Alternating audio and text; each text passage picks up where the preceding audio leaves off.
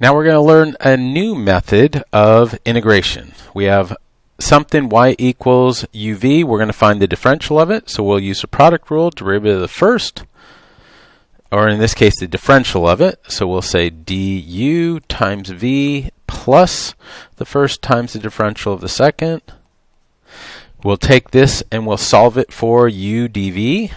So u dv equals dy minus du times v.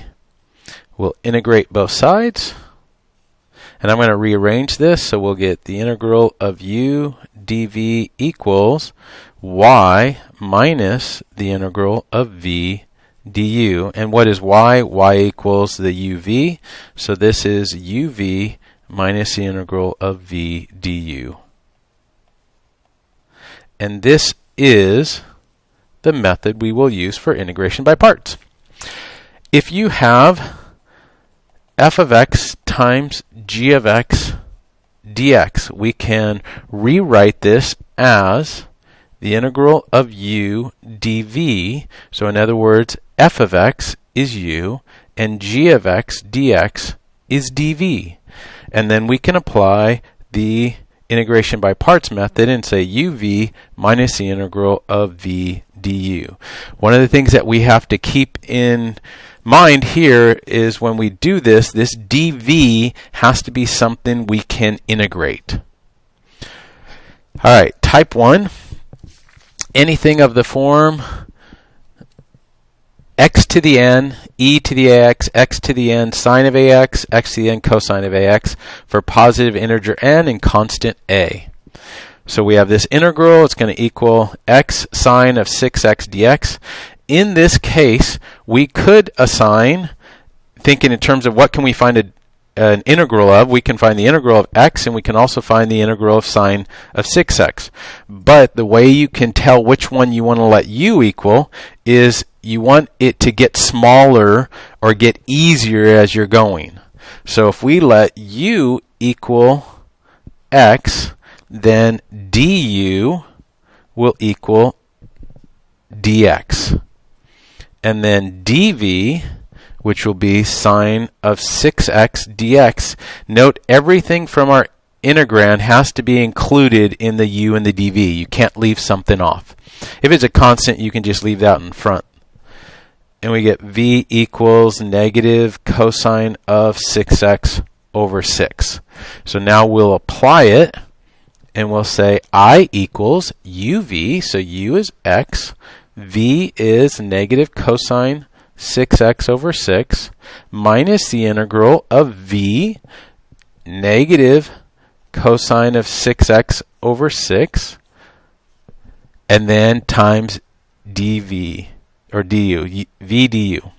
And so that's dx. Now we have this integrand over here, this integral, we can find, that's just a simple cosine function. So we'll have negative x cosine of 6x all over 6, and then the antiderivative of cosine of 6x would be sine of 6x, and we'll have 1/6 times sine 6x over 6, and then we add our constant c, and we can just write that as x negative, or x cosine 6x over 6 plus sine 6x over 36 plus c. And that is it. Let's do one more example. You can see that constant over there. We're going to, this time we'll have x squared and we have cosine x. So when you look at this and you see this x squared, let's make that equal to u. So we say x squared, and then du will be 2x dx, and then dv will equal cosine x dx, and then v will be sine x. So if we apply this and we say uv x squared sine x minus the integral of v sine x times 2x dx. And we look, can we integrate that? Well, no, but is it better than what we had before? Yes, because before we had x squared, and now we have an x, so that power went down. So what does this mean we're going to have to do? Yes, we have to use integration by parts once again. We can leave the constant, bring the constant out in front, and say, so we're going to be dealing with this function now, and this first part is just going to be carried down until we're done. So we can go u1, I'm not going to use u again because I've already done it, equals x, so du1 will equal dx. And then dv1 will be sine x dx. So that means v1 will be negative cosine x. Let's come over here. We're carrying down the first part, x squared sine x, and we have a negative 2 out in front of there. We can say x times negative cosine x, or negative x cosine x, minus the integral of, let me move that over a little, of v, which is negative cosine x dx. Put that in parentheses since that's negative. That'll end up making that a positive here. So we have x squared sine x plus 2x cosine x. And now we have the antiderivative of cosine x, which will be sine x, but we have this negative 2 that's going to be multiplied to that, so we'll have negative 2 sine x, and we add our constant c, and now we're done. Alright, for this type of thing, how can you tell by looking how many times you're going to have to use integration by parts? Well, when we have this polynomial times the trig function, and also an exponential, it's going to be the degree of the polynomial. So write that down. Let's look at another one. Integrals involving ln, inverse sine, inverse tangent, or any of the inverse trig functions. When we're doing this one, it's going to be somewhat similar to there, but when you're dealing with this one, you want to be able to say, what can I find the antiderivative of? Again, as I said before, do you know the antiderivative of ln of x? No, you don't. So that's what we want to let u equal. So we'll say u is ln of x, and then dv will be x squared dx. Now we can find the differential, du 1 over x dx, v x cubed over 3. Now you might think, hey, that's bad, but let's see what happens. When we come here, we can say our integral equals uv, so x cubed over 3 times the ln of x, minus the integral of v x cubed over 3 times du, which would be 1 over x dx. And what's nice about this is now we have a simple polynomial inside as our integrand. And we'll just carry down that other part. So we can find that antiderivative. We'll have negative 1/3 times 1/3 x cubed, or negative 1/9 x cubed. We'll add our c to it, x cubed over 3 ln of x. And that's it. Now there's a rule called Lipit that our book will use. And so what it says is, if you see, when we're dealing with integration by parts, we can let u equal L will stand for log.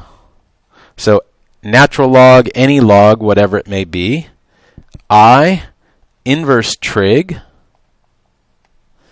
P, polynomial. E, exponential.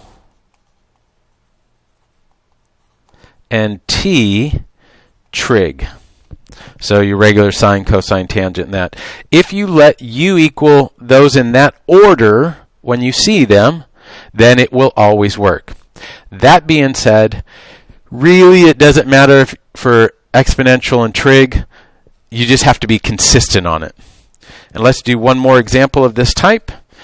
And this is a good one for you to see. Let me go a little bit more in.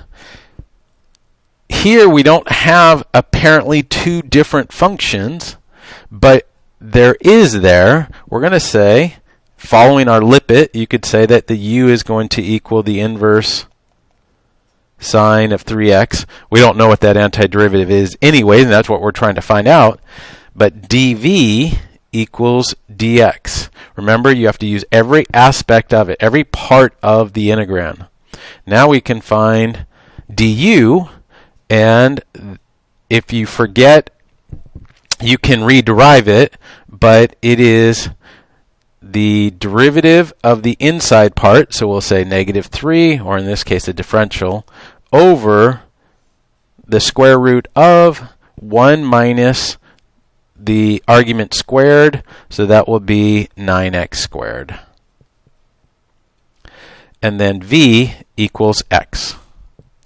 Now when we apply, we say uv x inverse sine of, oh, I left off the negative there, negative 3x minus the integral of negative, so it's going to be uv minus the integral of v du. So we're going to have an x in with that, negative 3x dx over the square root of 1 minus 9x squared. When you look at this, you say, well, what is this? Notice that if we have this, the derivative of our inside of the square root is going to be degree 1, and that's what we have here. So that we can do a substitution. I don't want to use u since we already did that, so I'll use w. So we'll say w equals 1 minus 9x squared. dw equals negative 18x dx. So I can move that 18 to the other side, negative 1/18 dw equals x dx. So when we integrate this, that first part will stay the same. X inverse sine of x, or inverse sine of negative 3x. And then a negative and a negative will make it positive. And I'll have 3 times negative 1 over 18. Actually, I should probably put that du in with it right there. All over the square root of u. We have negative 1/6 out in front, the integral of u to the negative 1/2 du. So that will be u to the positive 1/2 divided by positive 1/2, or times 2. And then we'll add on our plus c, and we still have this x inverse sine of negative 3. Oh, sorry, I was changed my function to use. Get such a habit of it, so it should be du or w's. Now we just substitute back in x inverse sine negative 3x, so we have negative 1/3 times the square root of 1 minus 9x squared, and then we have plus c. Alright, that's it for types 1 and 2. Let's go to type 3.